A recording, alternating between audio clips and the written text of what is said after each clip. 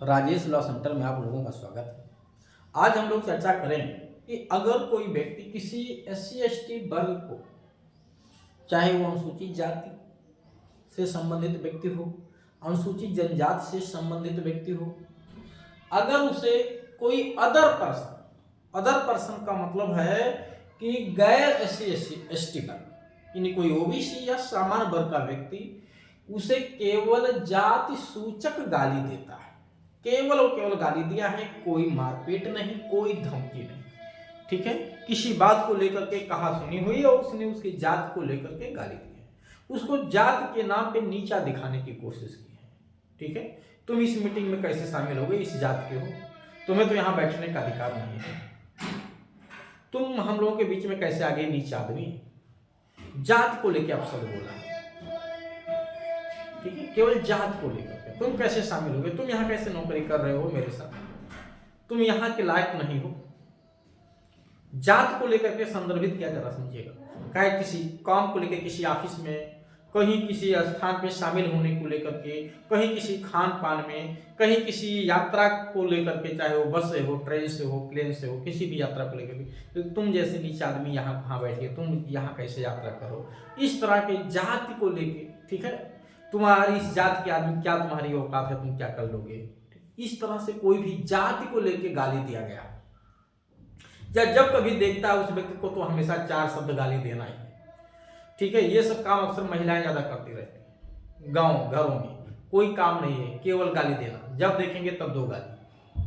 तो ये जात को लेके गाली दी। देखिए, एक सामान्य गाली होता है जो कोई भी व्यक्ति किसी को भी दे सकता है, कोई भी वाद विवाद होने पे, और एक गाली है उस जाति को नीचा दिखाने की दृष्टि से, यानी आप मानते हैं कि उस जाति के लोग छोटे हैं, नीचे हैं, ठीक है, ये तो माना ही गया, देश में ये बात तो माना ही गया कि इस जाति के लोग छोटे हैं, नीचे हैं, लेकिन ये तो भेदभाव था, ये मानना तो एक भेदभाव था, इसको भारतीय संविधान से खत्म किया गया, इसमें तरह तरह के कानून बनाए गए कि इस तरह से कृत्य जो है अपराध होंगे।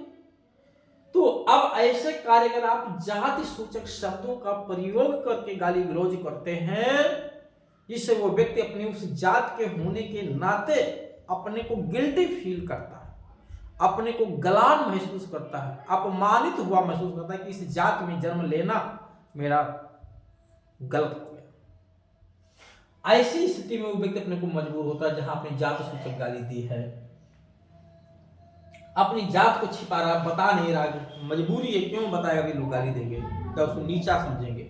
ऐसे स्थिति में अगर जात सूचक गाली देते हैं किसी व्यक्ति को, कोई मारपीट नहीं हुई है, कोई धमकी नहीं दी गई, केवल जात सूचक गाली दी गई है, तो उसमें कौन सी धारा लगेगी, FIR लॉन्च होगी कि नहीं, गिरफ्तारी होगी कि नहीं, जमानत मिलेगी कि नहीं, कितनी सजा दी जाएगी, क्या पीड़ित को कोई पैसा यानी कुछ पैसे भी दिए जाते हैं कि नहीं, वो पैसा कौन देता है, कैसे दिया जाता है, ये सारी बातें मैं स्टेप बाय स्टेप करके आपको सब बताऊंगा यहाँ, ठीक है। बहुत सारे वीडियो चैनल पे हमारे कम से कम सैकड़ों वीडियो SC/ST से जुड़े हुए पड़े हुए हैं, पूरे यूट्यूब चैनल पे इतना वीडियो तो किसी व्यक्ति ने नहीं डाले होंगे, किसी भी यूट्यूबर ने नहीं डाला होगा जितना ज़्यादा वीडियो मेरे SC/ST से जुड़े हुए पड़े हुए हैं। तो आप वहाँ से देख करके अपनी जानकारी ले सकते हैं।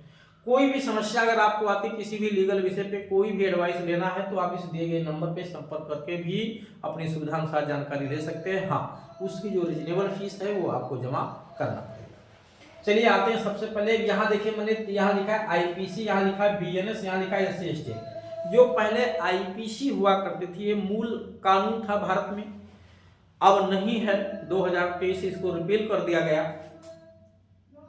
24 में पूर्ण रूप से खत्म ही कर दिया गया, अब नहीं रह गया लागू ये। तो IPC के तहत ही पहले मुकदमा दर्ज होता था, गाली गलौज पे 2 धाराएं हुआ करती थी, ठीक है, एक 294 और एक 504। 504 बहुत प्रचलित धारा थी, 294 थोड़ी कम प्रचलित धारा थी, इसको शायद सब लोगों को पता भी नहीं हुआ करता था, अक्सर FIR 504 में लॉन्च हो जाया करती। अंतर क्या है, मैं इस बात को भी समझाऊंगा। हाँ, एक बात मैं जरूर आप लोगों को बता दूं कि जिस व्यक्ति के साथ कोई भी अपराध घटित हुआ, इस तरह से जात सूचक गाली का प्रयोग किया गया है, वो व्यक्ति जब भी तहरीर लेने जाए तो मेरा उससे ये निवेदन है कि जितने आपके साथ अपराध हुए हैं उतनी ही बात आप अपनी तहरीर में एप्लीकेशन में दीजिए, अनावश्यक रूप से ये दिखाने की मेरे साथ मारपीट भी हुआ, मुझे धमकी भी दी गई, मुझे साथ छेड़खानी भी हुई, अनावश्यक रूप से परेशान मत करिए। दूसरी बात, जब पुलिस अधिकारी के पास कोई पीड़ित इस तरह से आए तो उसको भगाने की कोशिश मत करिए भाई। वो जितना उसके साथ घटना घटित हुई, आपसे न्याय मांगने आया है और आप न्याय देने के लिए बैठे हुए हैं वहां पे, तो आपकी रिस्पॉन्सिबिलिटी बनती है कि सही बात को जानिए जितना वो बताया है, और उस पर जो भी उचित कार्रवाई बन रही है उसको आप FIR लॉन्च करिए। क्योंकि SC/ST के तहत अगर वो एप्लीकेशन आया हुआ है या वो व्यक्ति SC/ST से जुड़ा हुआ, वो नहीं जानता है कि इसमें SC/ST एक्ट भी लगता है, तब तो भी पुलिस अधिकारी की जिम्मेदारी बनती कि वो उसको FIR को SC/ST में लॉन्च करे। क्यों? क्योंकि जात सूचक गाली दी गई तो SC/ST का एक्ट भी वहां लागू हो रहा है। अगर आप नहीं लॉन्च करेंगे, सिंपल FIR लॉन्च कर देंगे, मामला कोर्ट में जाएगा, एज IO जब आप अदालत के सामने पेश होंगे तो आपसे अदालत पूछेगी कि आपने SC/ST की धारा क्यों नहीं लगाई, आप जवाब नहीं दे पाओगे। तो इस नाते कि अगले व्यक्ति ने इसकी मांग नहीं की, आपने उसको इग्नोर कर दिया, तो ये भी मेरे समझ से उचित नहीं है। इस तरह की कमी पुलिस प्रशासन की तरफ से भी नहीं होनी चाहिए। दूसरी बात, जो कोई इस तरह के अपराध करते हैं, लोग जाति सूचक शब्दों का प्रयोग करते हैं, मैं उनको भी समझाना चाहता हूं कि आप भी अपनी गलतियों से, अपनी हरकतों से बाज जाइए। इस तरह की गलती मत करिए। आपके साथ भी अगर इस तरह से गाली गलौज होगा, आपको नीचा दिखाया जाएगा, तो आपको भी अच्छा नहीं लगेगा। तो एक सभी व्यक्तियों के अंदर मानवता और इंसानियत, भाईचारा जैसी सोच होनी चाहिए, नफरत वाली सोच नहीं होनी चाहिए। खैर, इतनी सब सुधर जाए तो फिर ये समस्या क्यों रह जाए, इतने कानून की जरूरत क्यों पड़ेगी।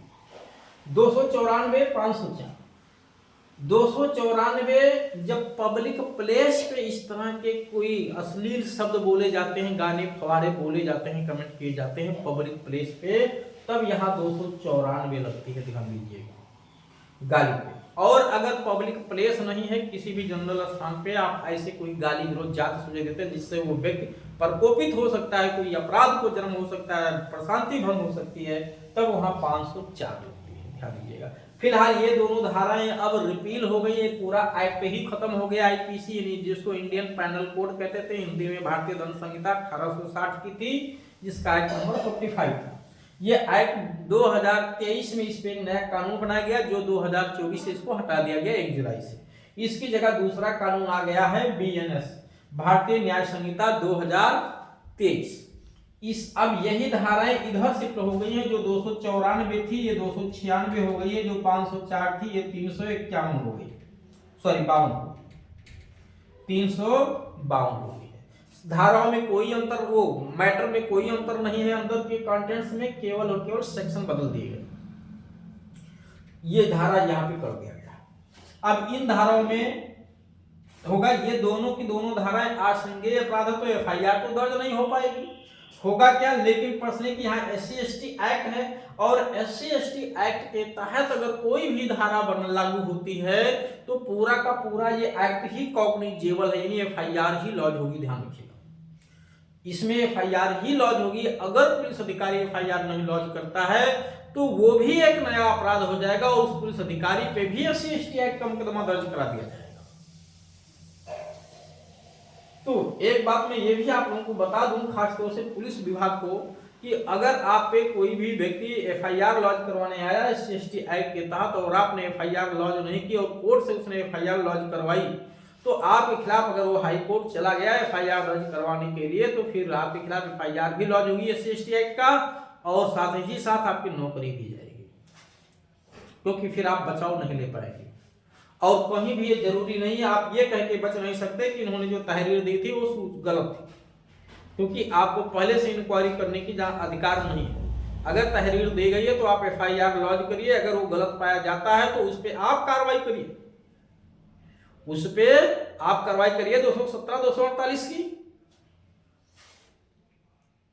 खैर चलिए, तो 296 352 SC/ST एक्ट की धारा कौन सी लगेगी, यहाँ पे ध्यान देना है, कौन कौन सी धारा लगेगी SC/ST की, क्योंकि केवल और केवल गाली गलौज का मैटर है। तो गाली गलौज की दशा में SC/ST एक्ट की धारा 3 की उपधारा 1 का द, ठीक है, धा,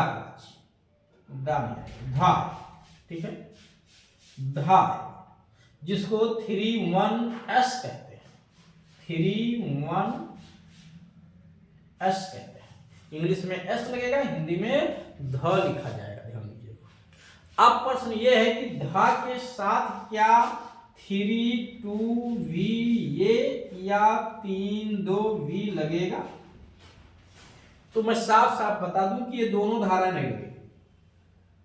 इन दोनों धाराओं के लागू होने की जो अपेक्षित शर्तें हैं, जिन शर्तों के पूरा होने पे ये दोनों धाराएं लागू होती हैं, वो शर्तें इस गाली गलौज के अपराध में पूरी नहीं हो पा रही, अतः ये धारा पूर्णतया लागू नहीं होगी।